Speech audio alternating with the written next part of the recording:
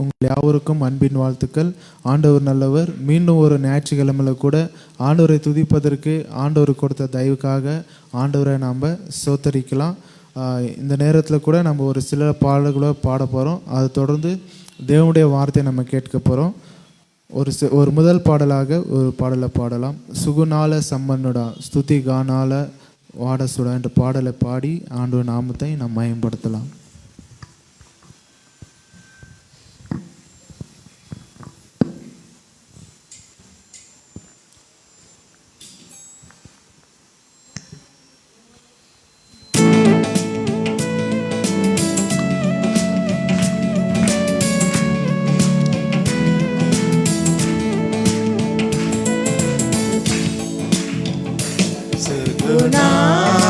సంపన్నుడా స్తుతిగానాల వారసుడా జీవింతును నిత్యము నీ నీడలో ఆస్వాదింతును నీ మాటల మకరందము జీవింతును నిత్యము నీ నీడలో ఆస్వాదింతును నీ మాటల మకరందము సుగుణాల సంపన్నుడా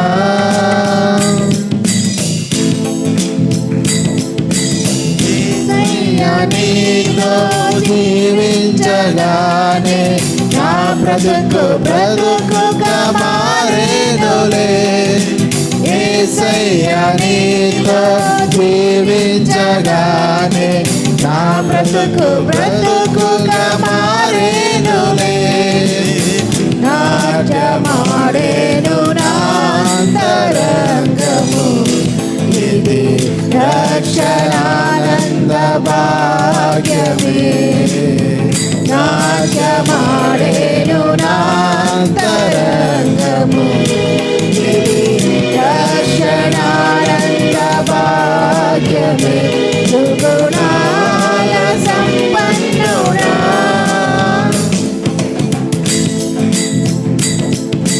యేసయ్యా నిన్ను వెన్నంటగానే ఆజ్ఞల మార్గము కనిపించెనే. యేసయ్యా నిన్ను వెన్నంటగానే ఆజ్ఞల మార్గము కనిపించెనే. నీవు నన్ను నడిపించగలవు, నేను నడవవలసిన త్రోవలు. నీవు నన్ను నడిపించగలవు, నేను నడవవలసిన త్రోవలు. సుగుణాల సంపన్నుడా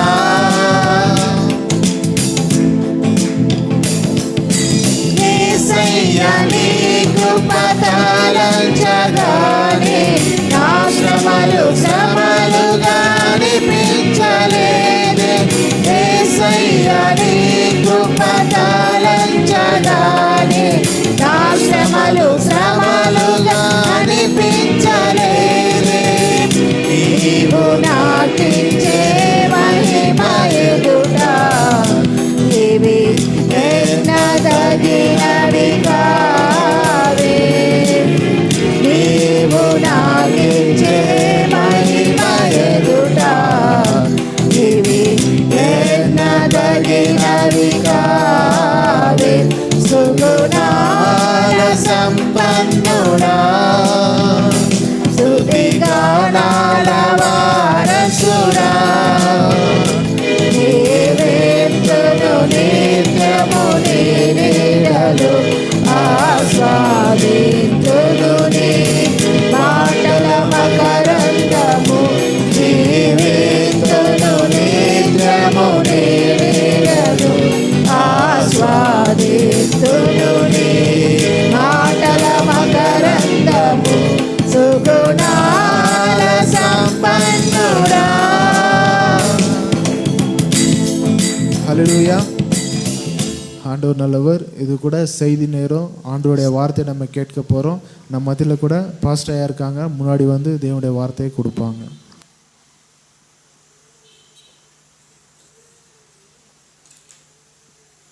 హల్లెలూయా. గట్టిగా హల్లెలూయా చెబుదామా. ప్రభు నామము స్తుతించబడుచుండగా మరి పరిశుద్ధ దినము, మరి ఇది ప్రత్యేకమైనటువంటి దినం ప్రియులారా. పండగ దినాన్ని దేవుడు మనకు అనుగ్రహించాడు. అందును బట్టి నిజంగా దేవునికి కృతజ్ఞత స్తుతులు తెలియజేస్తూ మరి కొద్ది నిమిషాలు మరి మనము దేవుని యొక్క వాక్యాన్ని ఈ దినము కూడా వినబోతున్నాము. కాబట్టి సేరికూడి వచ్చిన మిమ్మల్ని అందరినీ కూడా ప్రేమపూర్వకంగా వాక్యంలోనికి ఆహ్వానిస్తూ ఉన్నాను. బ్రదర్ శాశ్వత్ అంటూ ఉంటాడు, ఎంతమంది హ్యాపీగా ఉన్నారు, ఎంతమంది సంతోషంగా ఉన్నారని. హల్లెలూయా. మనందరం కూడా సంతోషమే. ఇంత క్రిస్టోస్ కూడా అంటున్నాడు సంతోషము. 92వ కీర్తనలో చదివినట్లయితే మంచిది మంచిది మంచిది, దొడ్డదు దొడ్డదు దొడ్డదు, బహళాగా దొడ్డదు. ఏంటంటే దేవుణ్ణి స్తుతించటం మంచిది, దేవుణ్ణి గణపరచటం ఆరాధించటం మంచిది. ఈ రోజున కూడా ఒక ప్రత్యేకమైనటువంటి ప్రపంచవ్యాప్తంగా ప్రజలందరూ కూడా, అంటే ముఖ్యంగా స్త్రీలు జరుపుకునేటువంటి ఒక పండుగ ఉంది. అదేంటంటే ఉమెన్స్ డే అంటారు ఈ రోజున. హల్లెలూయా. సో మన faith Bible mother's day. So మన ఫెయిత్ బైబిల్ చర్చిలో ఉన్నటువంటి మదర్స్ అందరికి కూడా, తల్లులకి ఫెయిత్ బైబిల్ చర్చ్ తరపున, మా తరపున మీ అందరికి కూడా వందనాలు తెలియజేస్తున్నాను. ఎలా అనగా తల్లి యొక్క పాత్ర కుటుంబంలో చాలా అద్భుతమైనటువంటిది. నిజంగా ఆ రోజున ఏదైనా తోటలో మొట్టమొదటి తల్లి అయినటువంటి అవ్వగారు తనకి బిడ్డలను కలుగు చేసినప్పుడు ఆమె పలికినటువంటి మాట ఏంటంటే, యెహోవా దయ వలన నేను ఒక మనుషుణ్ణి సంపాదించుకున్నాను అంటుంది. కాబట్టి ఇంట్లో మనకు తల్లి ఉండటము చాలా ఆశీర్వాదకరమైనటువంటిది. కాబట్టి మీరు తల్లులుగా ఉన్నప్పుడు మీకు ఒక కుటుంబం ఉండి చక్కటి జీవితం కలిగి ఉన్నందును బట్టి ప్రభువును స్తుతిద్దాము. మిమ్మల్ని బట్టి మేము దేవుని గణపరుస్తూ చిన్న ప్రార్థన చేసుకుందాం. ప్రేమ కలిగిన మా తండ్రి, ఈరోజు ప్రభువా ప్రపంచవ్యాప్తంగా మదర్స్ డే జరుపుకొనుచుండగా, ఆ రోజున ఏదైనా తోటలో మొదలైనటువంటి తల్లి అయిన అవ్వ ద్వారా నాయన సంతానోత్పత్తి కలిగి ఈ రోజున ప్రపంచమంతా కూడా విస్తరించి వ్యాపించి ప్రజలందరూ కూడా నాయన యేసయ్య జీవిస్తున్నందును బట్టి నీకు వందనాలు. ముఖ్యముగా ప్రపంచంలో ఉన్నటువంటి ప్రతి ఒక్క తల్లిని బట్టి నీకు స్తోత్రాలు. వారికి ఇచ్చిన మంచి బాధ్యతలను బట్టి నీకు వందనాలు నాయనా. పిల్లలను కని మరి జీవితంలో ప్రభువా పిల్లలను పెంచి అనేకమైనటువంటి బాధ్యతలు నెరవేరుస్తూ నాయన నిన్ను మహింపరిచే ప్రతి తల్లిని మీరు ఆశీర్వదించండి. ఫెయిత్ బైబిల్ చర్చిలో ఉన్న ప్రతి తల్లిని, వారి కుటుంబాన్ని పోషించి సంరక్షించి ఆశీర్వదించమని ఇప్పుడు నీ వాక్యము ద్వారా మీరు మాతో మాట్లాడమని యేసు నామములో ప్రార్థిస్తున్నాం తండ్రి. ఆమేన్. హల్లెలూయా. ఆమేన్ అని పాల్గొన్న మిమ్మల్ని అందరినీ కూడా దేవుడు దీవించునుగాక. మీలో ఎంతమంది సర్కస్ చూశారు? సర్కస్ మీకు తెలుసా? సర్కస్ అంటే రోడ్ల మీద 2 కడ్డీలు కట్టి ఒక పగ్గం వేసి దాని మీద నడుస్తూ ఉంటారు. మీరు ఎప్పుడన్నా అలా నడిచారా? మీరు ఎప్పుడు నడవలేదు, కానీ నడిచిన వాళ్ళని మనందరం కూడా చూసి వాళ్ళని ఉత్సాహంగా చప్పట్లు కొట్టి అరే భలే నడిచారా భలే నడిచారా అంటారు. ఒక్కోసారి వాళ్ళు రకరకాలైన వాటి మీద నడుస్తూ ఉంటారు. ఎట్లనంటే సైకిల్ మీద చూసా, సైకిల్ దొక్కుంటూ ఈ తట్టు నుంచి ఆ తట్టుకి వెళ్తారు. ఆ తర్వాత ఒక్కోసారి ప్లేటులో కాళ్ళు పెట్టి దాంట్లో నటనం చేసుకుంటూ ఆ సైడ్కి వెళ్తూ ఉంటారు. ఒక సందర్భంలో ఒక ఇట్లా సర్కస్ చేసేటువంటి ఆయన రోడ్డు మీద 2 కడ్డీలు కట్టి పగ్గమేసి నడిచాడు. అందరూ చప్పట్లు కొట్టారు. వాళ్ళని అడిగాడు, నేను నడుస్తానని మీరు నమ్ముతున్నారా ఈ పగ్గం మీద అని అడిగితే వాళ్ళందరూ చప్పట్లు కొట్టి అన్నారు, యా నువ్వు నడుస్తావు అన్నారు. అట్లనే నడిచి వెళ్ళారు, అందరూ చప్పట్లు కొట్టాడు. ఇంకొక దినమున ఆయన ఏం చేశాడంటే రోడ్డుకు ఆ తట్టు ఉన్నటువంటి ఒక పెద్ద బిల్డింగ్ మీద నుంచి రోడ్డుకి ఈ తట్టు ఉన్నటువంటి ఒక పెద్ద బిల్డింగ్ మీదకి ఒక పగ్గం కట్టాడు. పగ్గం కట్టి అన్నాడు, నేను ఈ తట్టు నుంచి ఆ తట్టుకు నడుస్తానని మీరు నమ్ముతున్నారా అంటే, ఓ నువ్వు ఇందాక కడ్డీల మీద నడిచావు కదా, ఇప్పుడు ఖచ్చితంగా నడుస్తావంటే అందరూ కూడా చప్పట్లు కొడతా ఉండంటే ఆయన ఈ తట్టు నుంచి ఆ తట్టుకి నడిచి వెళ్ళాడు.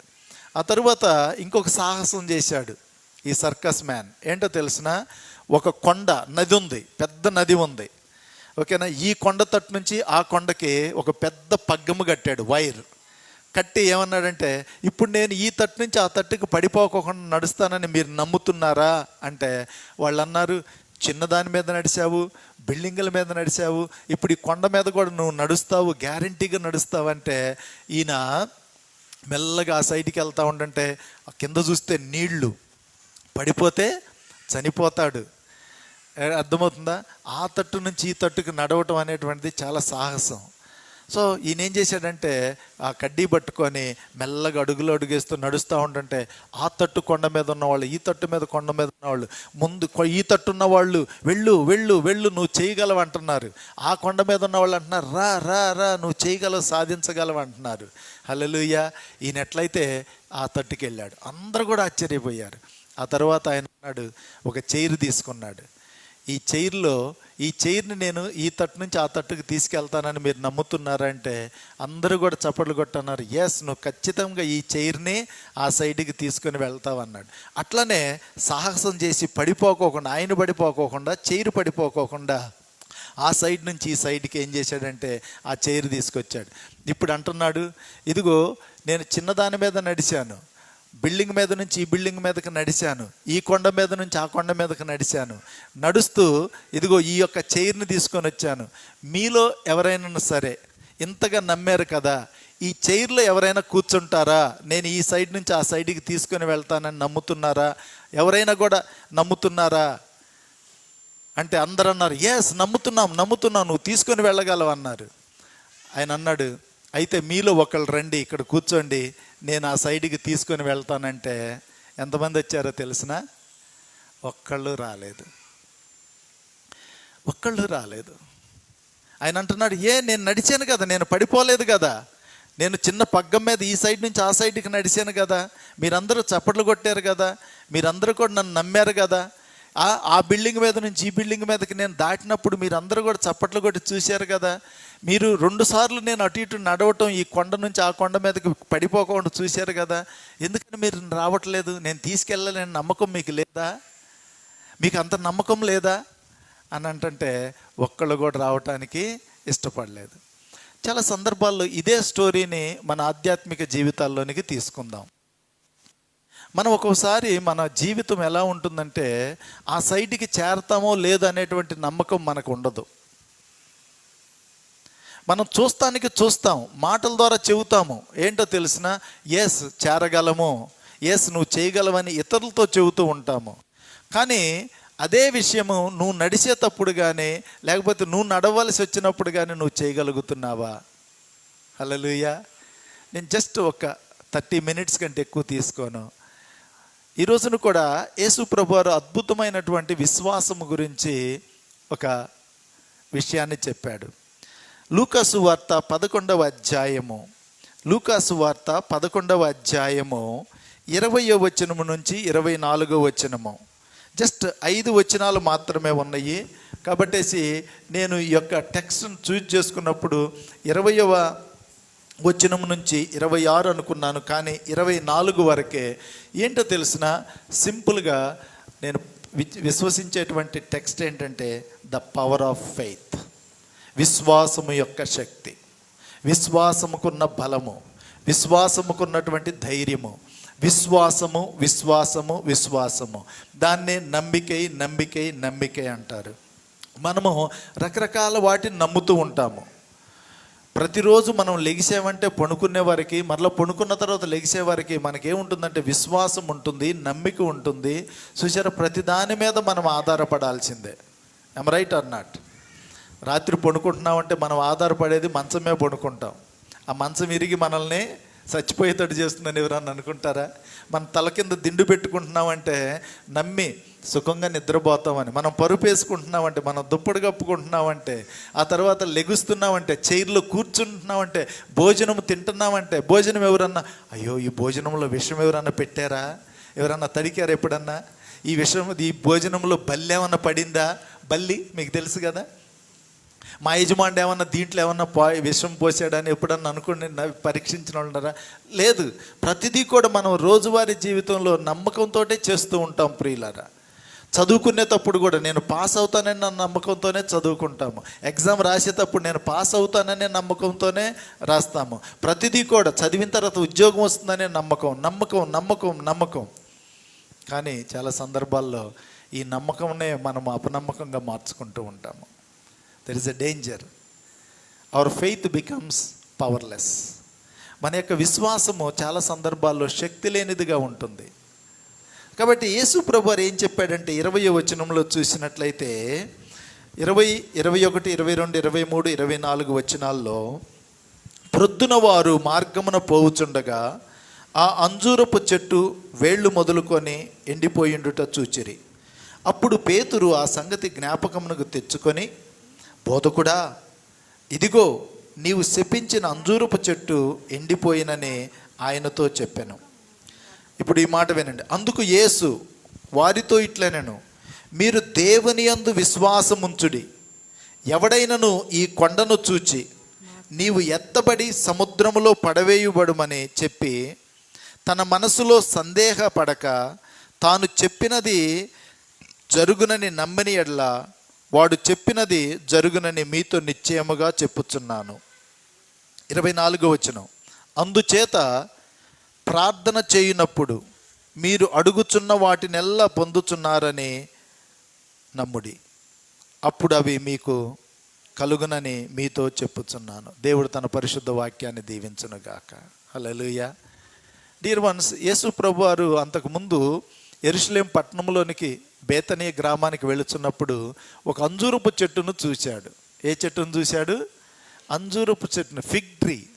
అంజూరపు చెట్టును చూస్తే అది ఎలా ఉందంటే చూడటానికి చాలా పచ్చగా ఉంది. లోపలికి వెళ్ళి చూస్తే ఏమి లేవు, పండ్లు లేదు. కాబట్టి యేసు ప్రభువారు అన్నాడు, ఇక నువ్వు ఎప్పుడు కూడా ఫలించవు, ఎప్పుడు కూడా కాయలు కాయవు అన్నాడు. ఆ స్టోరీని ఇక్కడ యేసు పేతురు గారు గుర్తు చేసుకుంటున్నాడు.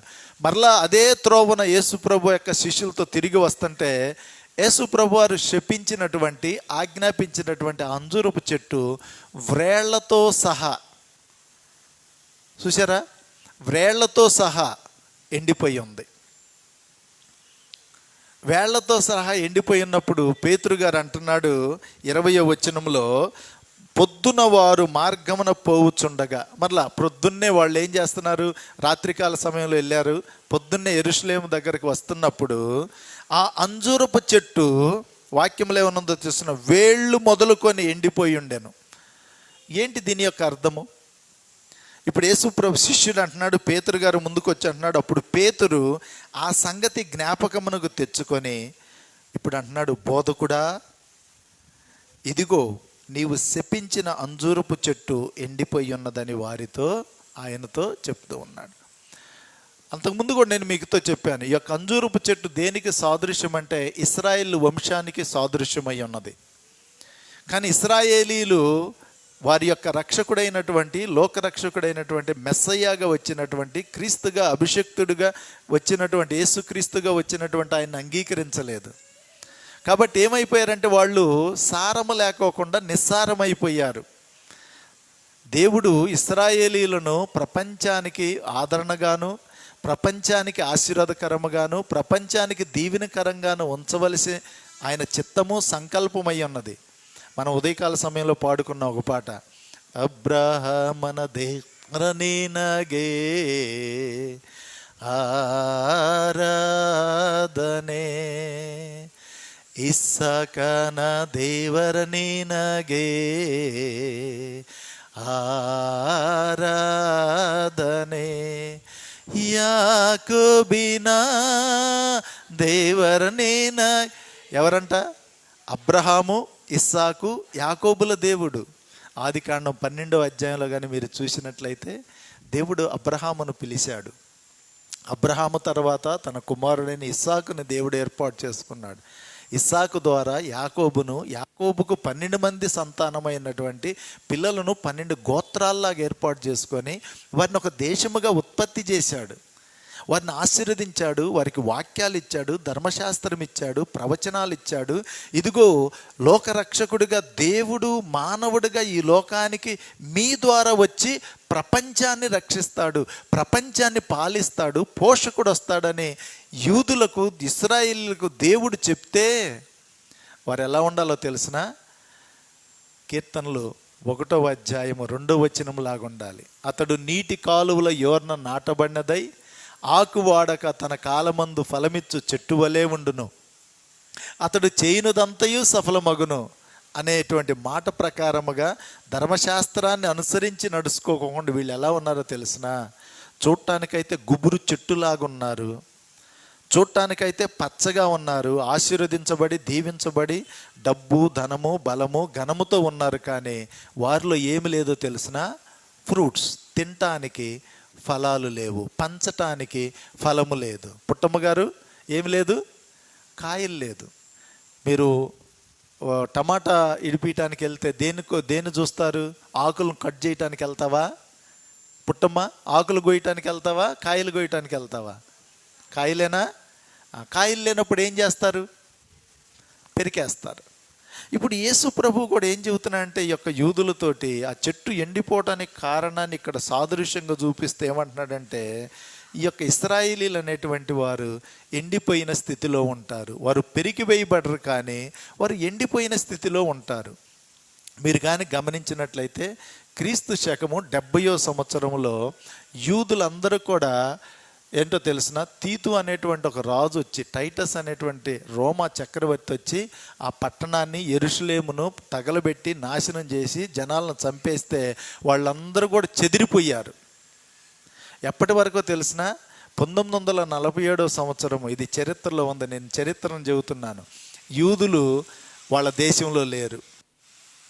అరబ్బులు అనేటువంటి వాళ్ళు వచ్చి కాలనీలు పెట్టుకొని దాన్ని ఆక్యుపై చేసుకున్నారు. ఇప్పుడున్న గొడవ అదే. మరలా వాళ్ళు 1947లో వాళ్ళ స్వతంత్ర దేశం కోసం వచ్చారు. అప్పటికే అరబ్బులు ఆ దేశాన్ని స్వాధీనం చేసుకొని కాలనీలను ఏర్పాటు చేసుకొని ఉన్నారు.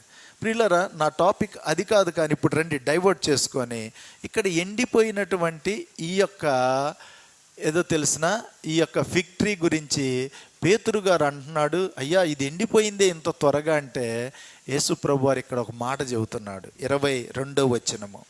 అందుకు యేసు వారితో ఇట్లనెను, మీరు దేవుని యందు నంబర్ 1 ఏముండాలో తెలిసిన? The power of faith. ఈరోజు నేను మీతో చెప్పాలనుకున్నది ఏంటంటే ప్రియులరా, ద పవర్ ఆఫ్ ఫెయిత్. దేవుని యొక్క విశ్వాసులుగా మనలో ఉండాల్సిన విశ్వాసపు శక్తి, బలము ఏంటంటే నంబర్ 1 ఏంటో తెలిసిన? The source of faith. 22వ వచనంలో కానీ మనం చూసినట్లయితే, అందుకు యేసు దేవుని యందు విశ్వాసం ఉంచుడి. హల్లెలూయా. ఎవరి యందు విశ్వాసం ఉంచాలి? దేవుని యందు విశ్వాసం ఉంచాలి. ఈ యొక్క విశ్వాసం అనేటువంటిది నమ్మకం అంటారు. చాలా సందర్భాల్లో ఈ ప్రపంచంలో ఉన్న ప్రతి మనిషి నమ్ముతున్నాడు.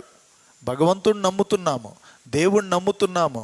ముస్లిం, క్రిస్టియన్, హిందూ, జైన, బౌద్ధు, జొరాస్ట్రియనియం, చైనిజం, ఏ కేటగిరీలోకి వెళ్ళినా కూడా దేవుడు ఉన్నాడయ్యా అని నమ్ముతున్నాము.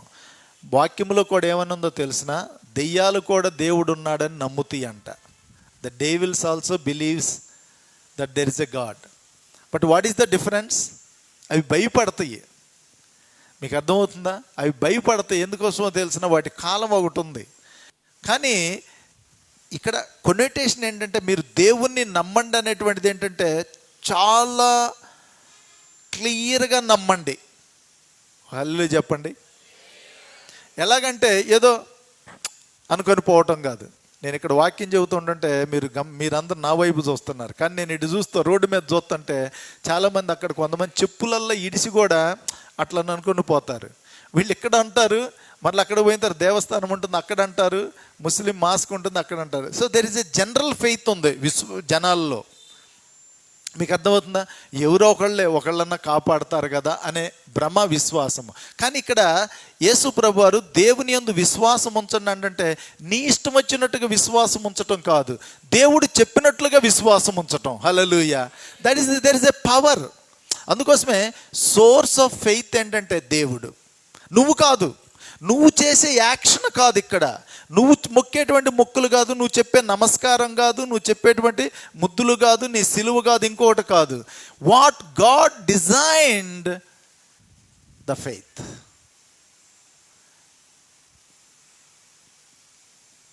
ఇక్కడ హెబ్రీలు రాసిన పత్రిక 11వ అధ్యాయంలో, హెబ్రీలకు రాసిన పత్రిక విశ్వాసము గురించి, దేవుని యందు నమ్మకం ఉంచండి అనే దాని గురించి భక్తుడు ఈ విధంగా రాస్తున్నాడు. 11వ అధ్యాయంలో ఏమనున్నదో తెలిసిన, 11వ అధ్యాయము విశ్వాసము లేకుండా దేవునికి 6వ వచనము, దేవునికి ఇష్టడై ఉండుట అసాధ్యము. అసాధ్యము. సో విశ్వాసము లేకోకుండా దేవునికి ఇష్టలుగా ఉండటం అసాధ్యం. సో దేవునికి ఇష్టడుగా ఉండాలంటే నీకు విశ్వాసం ఉండాలి. మీకు అర్థమవుతుందా? ఏదో ముద్దు పెట్టుకొని పోయేది కాదు, ఏదో సిలువేసుకొని వెళ్ళేటువంటిది కాదు. There is a strong deeper faith. బలమైన దేవుని యందు భయభక్తులు కలిగిన విశ్వాసం నీకు ఉండాలి. That is comes from God. ఇది ఎక్కడి నుంచి వస్తుందంటే దేవుని మీద నువ్వు ఆధారపడటమే. The source of faith is God, మనము కాదు. చాలా సందర్భాల్లో అనుకుంటూ ఉంటారు, వాళ్ళని చూసి వీళ్ళని చూసి విశ్వాసం తెచ్చుకోండి అంటారు. నో, దేవుణ్ణి చూసి విశ్వాసం రండి. దేవుడు ఎంత విశాలమైనటువంటి వాడో చూడండి. అందుకోసం అంటున్నాడు 11వ అధ్యాయం 1వ వచనంలో చూస్తే, విశ్వాసమనున్నది నిరీక్షింపబడు వాటి యొక్క నిజ స్వరూపమును అదృశ్యమైనవని ఉన్నవని రుజువై ఉన్నది. చూసావా ఎలాంటిదో తెలిసిన, దేవుణ్ణి మనం ఎవరూ చూడలేదు, చూసామా, కానీ నమ్ముతున్నాం. That is called faith. అందరూ నమ్ముతున్నారు, కానీ క్రైస్తవుడిగా నీ విశ్వాసం ఎలా ఉండాలో తెలిసిన, దేవునికి నీకు వ్యక్తిగతమైన సంబంధము సహవాసం ఉండాలి. ఏదో గుడ్డితనముగా కాదు. దేవుడు ఎక్కడున్నాడంటే ఎక్కడో ఉన్నాడు. చూసా, దేర్ ఇస్ ఎ ట్రాన్స్డెన్సీ అంటారు ఇంగ్లీష్లో. దేవుడు ఎక్కడో ఉన్నాడు ఆయన, కానీ మనకు అందుబాటులో లేడు అనేటువంటి నమ్మకం చాలా సందర్భాల్లో జనాలకు ఉంది. ఆయన వెతకాలి. అందుకోసమే కొండల్లోనూ గుహల్లోనూ నదుల్లోనూ ఎక్కడెక్కడో వెతకాలి. దానికోసం మనం ప్రయాసపడాలి. చూసా, జనాలు అదే చేస్తున్నారు. మనం we have to toil ourselves to find out God. కానీ బైబిల్ గ్రంథంలో ఆ విధంగా లేదు. దేవుడు ఎక్కడున్నాడో తెలిసినా, ఎక్కడున్నాడు చదవండి. ఇక్కడ ఎక్కడున్నాడో వినండి. ఈ రోజున మీరు తెలుసుకోండి. ఓకే, దీవెనమ్మ గారు, ఎక్కడున్నాడు దేవుడు? చూడండి, ఇక్కడ అపోస్తుల కార్యం, నేను వాక్యంలో నుంచే చెప్తున్నాను. ఎక్కడున్నాడు అనేటువంటి వాక్యాన్ని చూసినట్లయితే, అపోస్తుల కార్యములు 17వ అధ్యాయము 17వ అధ్యాయంలో చూసినట్లయితే 27వ వచనము కాడి నుంచి మనం చదువుకుందాము. 26వ వచనము, మరియు యావత్ భూమి మీద కాపురముండుటకు ఆయన ఒకరి నుండి ప్రతి జాతి మనుషులను సృష్టించి వారు ఒకవేళ దేవుణ్ణి తడువులాడి కనుకొందురేమో అని. ఏంటంటే తడుకులాడటం అంటే ఏంటి? వెతకటం, దేవుణ్ణి వెతకటం. చూసారా, తడువులాడి కనుకొందురేమో అని తన్ను వెదుకు నిమిత్తము నిర్ణయ కాలమును వారి నివాస స్థలము యొక్క పొలిమేరలను ఏర్పరచెను. ఆమేన్. అది నువ్వు ఎక్కడుంటున్నావో నివాస స్థలము యొక్క పొలిమేరల్లో, అంటే నువ్వు ఎక్కడైతే ఉంటున్నావో, నువ్వు ఈరోజు ఇక్కడ ఉన్నావా, ఇంట్లో ఉన్నావా, ఎక్కడున్నావో అక్కడే ప్రభువా అని పిలువు, దేవుడా అని వెతుకు, నీకు ఆయన అనుగ్రహించబడతాడు. హల్లెలూయా. సో దేవుణ్ణి మనం ఎక్కడికో వెళ్ళి వెతకాల్సిన పని లేదు.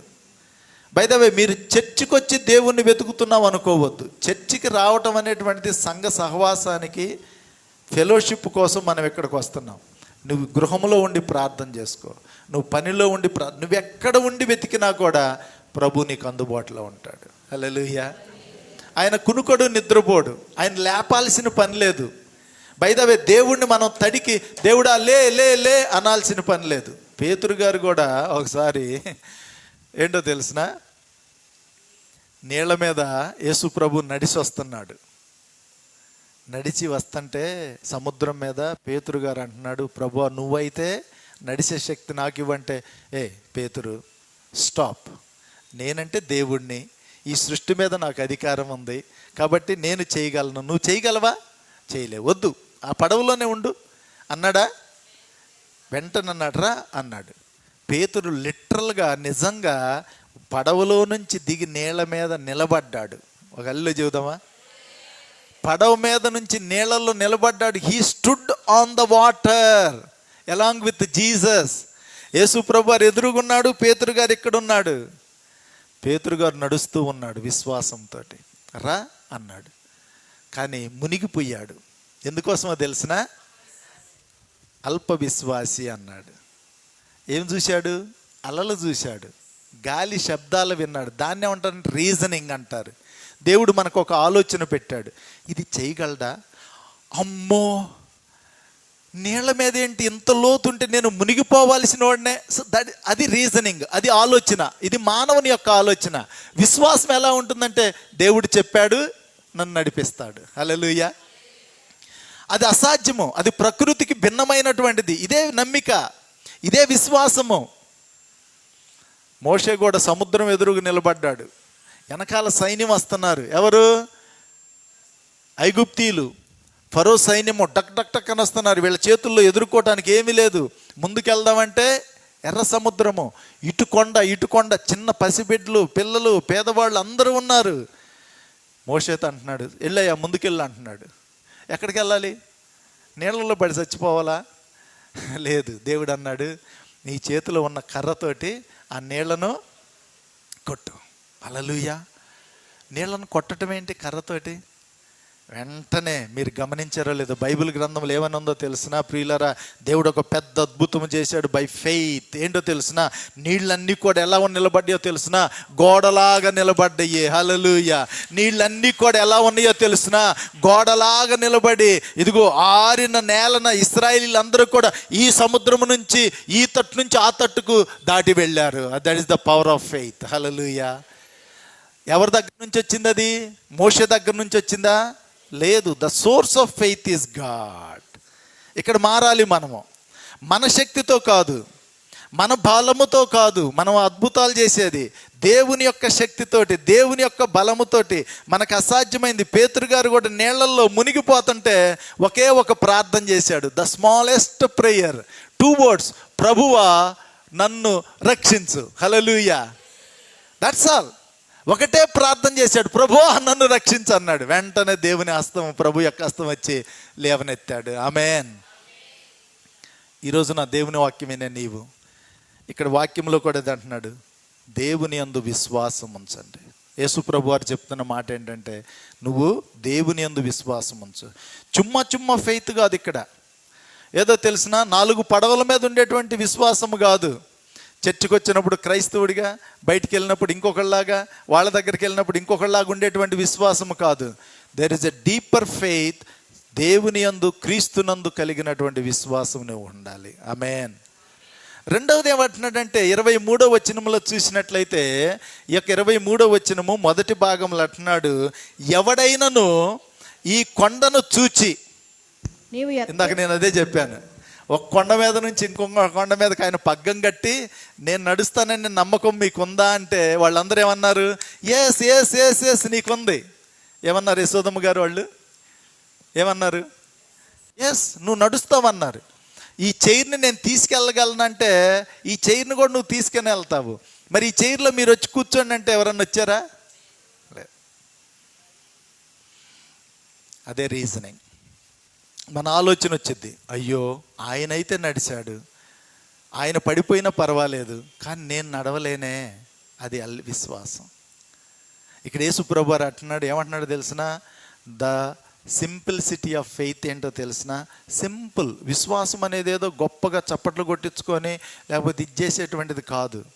ఎలాంటిదో తెలిసిన? 23వ వచనంలో అంటున్నాడు, ఎవడైనను నీవు ఎత్తబడి, ఈ కొండను చూచి నీవు ఎత్తబడి సముద్రంలో పడవేయమని చెప్పి చూసారా? That's very important. నువ్వు సందేహ పడకోకుండా. ఏంటో తెలిసిన నెక్స్ట్ వన్ ఏంటంటే సందేహపడకూడదు, అపనమ్మకం రాకూడదు, అవిశ్వాసం రాకూడదు. చాలా సందర్భాల్లో మన ప్రార్థనలో ఉన్నటువంటి విభేదం ఏంటంటే మనం ప్రార్థన చేస్తాం, మనము నమ్ముతాము, కానీ ఎలా నమ్ముతామో తెలిసిన సగం నమ్ముతాం. సగం దేవుణ్ణి నమ్ముతాము, సగం మన బలాన్ని నమ్ముతాం. అది ఫెయిత్ కాదు, అది విశ్వాసం కాదు. సగము దేవుడా నీ పని నువ్వు చెయ్యి, నా పని నేను చేస్తాను. ఎస్ ఉంది, అది రెస్పాన్సిబిలిటీ. కానీ ఇక్కడ విశ్వాసం కాడకు వచ్చేసరికి you are not the source, నువ్వు కాదు, దేవుడు నిన్ను నడిపిస్తాడు. బ్రదర్స్, నీ సమస్యల్లో నడిపిస్తాడు, నీ బాధల్లో నడిపిస్తాడు, నీ వేదనలో, నీ రోగముల్లో, నీకున్నటువంటి ఇక్కట్లు, ఇబ్బందుల్లో, నీ శోధనలు ఏదైతే ఉన్నాయో వాటన్నిటిలో కూడా నిన్ను ఘనముగా గొప్పగా నడిపించగలడు. Hallelujah. That is called simplicity of faith. ఇక్కడ స్ట్రెంగ్త్ ఆఫ్ ఫెయిత్ ఏంటో తెలిసినా, ఇక్కడ చూసినట్టయితే ఇదిగో విశ్వాసం యొక్క సామర్థ్యము, విశ్వాసం యొక్క శక్తి, విశ్వాసం యొక్క బలం ఏంటంటే ఇక్కడ అంటున్నాడు, తన మనసులో సందేహింపక తాను చెప్పినది జరుగునని నమ్మిన ఎడల వాడు చెప్పునది జరుగునని మీతో నిశ్చయముగా చెప్పుచున్నాను. యేసుప్రభు అది అంటున్నాడు. దెర్ ఇస్ అ సింగిల్నెస్, ఒకే ఒక దృక్పథం. నువ్వు ప్రార్థన చేసేటప్పుడు ఒకే ఒక విశ్వాసము, దేవుని యందు విశ్వాసం ఉంచు, నరుల మీద కాదు. నీ ఆలోచనలు పక్కన పెట్టాలి. దాన్ని చాలా కష్టం ప్రియులారా, అది ఒక సాధనముగా చేసుకోవాలి. నువ్వు దాన్ని ఒక సాధనముగా నువ్వు నిర్మించుకోవాలి. వాక్యంలో కూడా ఇక్కడ హెబ్రీలు రాసిన పత్రికలోనే 11వ అధ్యాయంలో నేను కొంతమంది గురించి నేను మీతో చెప్పాలనుకుంటున్నాను. ఇక్కడ చూసినట్లయితే మరి అబ్రహాము గురించి రాయబడి ఉంది ప్రియులారా. ఇక్కడ వాక్యంలో చూసినట్లయితే అబ్రహాముకి బిడ్డల్ని ఇస్తానన్నాడు, కానీ దేవుడు చాలా ఆలస్యముగా ఇచ్చాడు. అయినప్పటికీ కూడా దేవుని యందు విశ్వాసం ఉంచారు ప్రియులారా. 17వ వచనంలో చూసినట్లయితే అబ్రహాము శోధించబడి విశ్వాసమును బట్టి ఇస్సాకును బలిగా అర్పించను. 22వ అధ్యాయం, ఆదికాండం 22వ అధ్యాయంలో చూసినట్లయితే దేవుడు అబ్రహాముకు ఒక కుమారుణ్ణి ఇచ్చాడు. ఆ కుమారుని ఇచ్చిన తర్వాత ఒక ఫైన్ డే దేవుడు అబ్రహాముతో అంటున్నాడు, అబ్రహాముతో మాట్లాడుతున్నాడు. అబ్రహాం అంటే చిత్తం ప్రభు అంటున్నాడు. That is called obedience of faith. దేవుంట్లో ఏంటయ్యా అంటలేదు. చాలా సందర్భాల్లో మన యొక్క విశ్వాసం ఎలా ఉంటుందో తెలిసిన, మనం అనుకున్నది, ఊహించింది, ఆశించిన దాన్ని కానీ దేవుడు చేస్తే దేవునికి ప్రణామములు. దేవుడు మనం ఆశించి ఊహించిన దాన్ని చేయకపోతే దేవునికి అప్రమాణములు.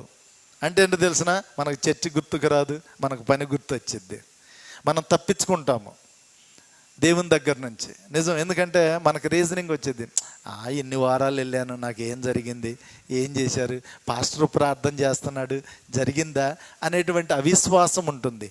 కానీ అబ్రహాం అలా లేడు ప్రియులారా.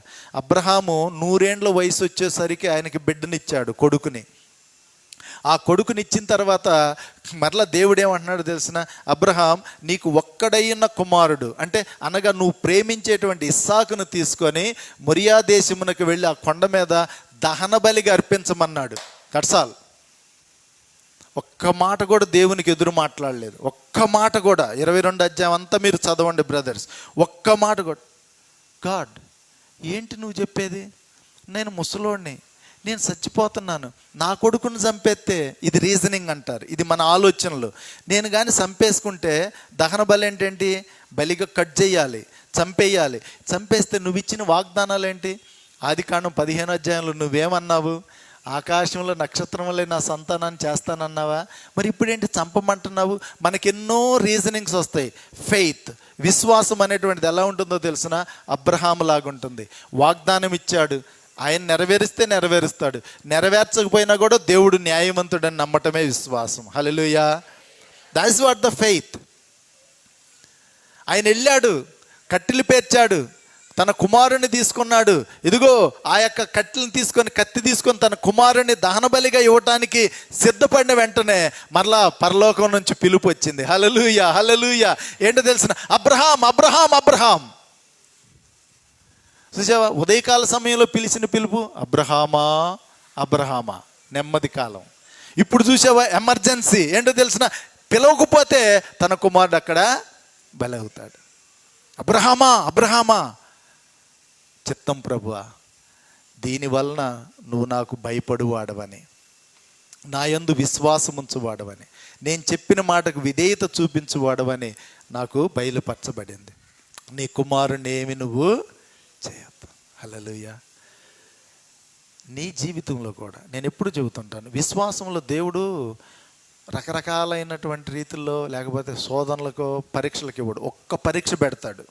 బాగా వినండి, ఒక్క పరీక్ష వస్తుంది, లేదంటే 2 వస్తాయి, లేదంటే అట్ ద మ్యాక్సిమం 3 వస్తాయి. లైక్ దానియేలు లాగా. మీకు అర్థమవుతుందా? ఈ పరీక్షలో కానీ నువ్వు పాస్ అయ్యావంటే విశ్వాసపు హీరో అయిపోతావు నువ్వు. హల్లెలూయా చెబుతారా? అంతే. ఈ పరీక్షలో కానీ నువ్వు ఫెయిల్ అయ్యావంటే నీ విశ్వాస జీవితంలో నువ్వు 0 అయి కూర్చుంటావు. నిజం. ఇవి వస్తూ ఉంటాయి. నాకు వచ్చి నేను నిజాయితీగా చెప్తున్నాను, ఆ పరీక్షలు అసలు మనం తట్టుకోలేము దేవుని కృప లేకపోతే. నిజంగా చెబుతున్నాను, ఆ పరీక్షలు మనం పాస్ అవ్వలేము కూడా. You can't pass that faith testing unless until God gives the grace to sustain. ఇక్కడ అదే అంటున్నాడు ప్రియులరా.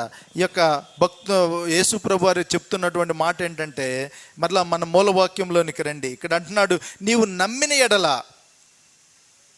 వాడు చెప్పినది జరుగునని నీతో నిశ్చయముగా చెప్పుతున్నా. అది జరుగుతుంది, అది జరిగించేవాడు దేవుడు. దేవుడు అంటున్నాడు, మాట ఇచ్చిన వాడు నమ్మదగినవాడు. ఆయన అబద్ధాలు చెప్పడు దేవుడు. ఆయన మనిషి కాదు. ఆయన ఒకటి చేస్తానని మనకు మాట ఇచ్చాడంటే చేస్తాడు. 24వ వచనంలో చూసినట్లయితే ఆఖరిగా అంటున్నాడు, 24వ వచనంలో, ప్రార్థన చేయనప్పుడు, అందుచేత ప్రార్థన చేయనప్పుడు మీరు అడుగుచున్న వాటినెల్లా పొంది ఉన్నారని నమ్మండి. మీరు ప్రార్థన చేసేటప్పుడల్లా కూడా ఏం చేయాలో తెలిసిన, there is a surety of faith. అంటే మీరు నమ్మండి. మీది నాకు ఇవ్వలేదే అని ప్రశ్న వేయొద్దు దేవుణ్ణి, నాకు జరగలేదే అని ప్రశ్న వేయొద్దు. అది దేవుని ఖాతాలో ఉంటుంది. మన ఖాతాలో ఉండాల్సింది ఏంటంటే, మీరు అడుగుతూనే ఉండండి, మీరు ప్రార్థిస్తూనే ఉండండి, మీరు నమ్ముతూనే ఉండండి, మీరు చేస్తూనే ఉండండి, మీరు సోలిపోవద్దు. అబ్రహాము 100 ఏండ్లు చేస్తూనే ఉన్నాడు. ఇశ్రాయేలీలు ఇస్సాకు చేశాడు. మీరు గమనించారో లేదు కానీ యేసేపు, అమాయకుడైనటువంటి యేసేపు వాళ్ళ అన్నదమ్ములు కొట్టిన తర్వాత గోతిలో వేసి అమ్మివేసి ఐగుప్తీలకి, అసలు ఆ స్టోరీ అందరూ మర్చిపోయారు. కానీ దేవుడు మాత్రం మర్చిపోలేదు. హల్లెలూయా. దేవుడు మర్చిపోలేదు. దేవునికి ఒక స్టోరీ ఉంది, ఫెయిత్ స్టోరీ. ఒక కథను దేవుడు రాస్తూ ఉన్నాడు. నీ జీవితంలో కూడా బ్రదర్స్, నిన్ను ఎవరు గుర్తించట్లేదు అనుకోవచ్చు. నీ వ్యాపారంలో, నీ ఉద్యోగంలో, నీ విశ్వాస జీవితంలో, నీ కుటుంబ జీవితంలో నువ్వు సోలిపోతున్నావేమో, నువ్వు నలిగిపోతున్నావేమో, అందరూ గమనించట్లేదేమో. నీ భార్య అనుకుంటుంది, నువ్వు అనుకోవచ్చు, నేను ఎంత కష్టపడుతున్నాను, ఎంత ఫేత్ఫుల్గా ఉన్నాను, నా భార్య నన్ను గుర్తించట్లేదు అన్నావు. There is a failure. నా భర్త నన్ను అసలుకి పట్టించుకోవట్లేదని భార్యగా నువ్వు అనుకుంటున్నావా, భర్తగా నువ్వు అనుకుంటున్నావు, పిల్లలుగా మీరు అనుకుంటున్నారా? మీరు ఏదనుకున్నా కూడా అది మీకు సంబంధించింది. కానీ మీరు మాత్రం ఒక్క పాయింట్ నేను చెప్తున్నాను, దేవుని ఎడల మాత్రం విశ్వాసాన్ని కోల్పోవద్దు. దేవుని యందు విశ్వాసం ఉంచుతూనే ఉండండి. హల్లెలూయా. వాక్యంలో ఏమనుందో తెలిసిన, మరలా హెబ్రీ పత్రికే, ఎందుకంటే that is the beautiful chapter. హెబ్రీలకు రాసిన పత్రికలోనే ఇక్కడ పౌలు గారు, ఈ యొక్క భక్తుడు చెప్పేటువంటి మాట ఏంటంటే, ఈ యొక్క యేసుక్రీస్తును మనం ఎలా నమ్మి ఉండాలనేటువంటి మాట గురించి ఇక్కడ చెప్తూ ఉంటున్నాడు. ఏంటో తెలిసిన, 10వ అధ్యాయము మొదటి భాగంలో చూసినట్లయితే, 12వ అధ్యాయం మొదటి భాగము. ఇంత గొప్ప సాక్షి సమూహము మేఘము వలె మనలను ఆవరించి ఉన్నందున సులువుగా చిక్కులు పెట్టు పాపమును విడిచి, బాగా వినండి, విశ్వాసమునకు కర్తయు. నేను ఇందాక అదే చెబుతున్నాను. Who is that? చదవండి బ్రదర్. Hebrew chapter 12:1. అందరూ కన్నడలో కూడా చదవండి.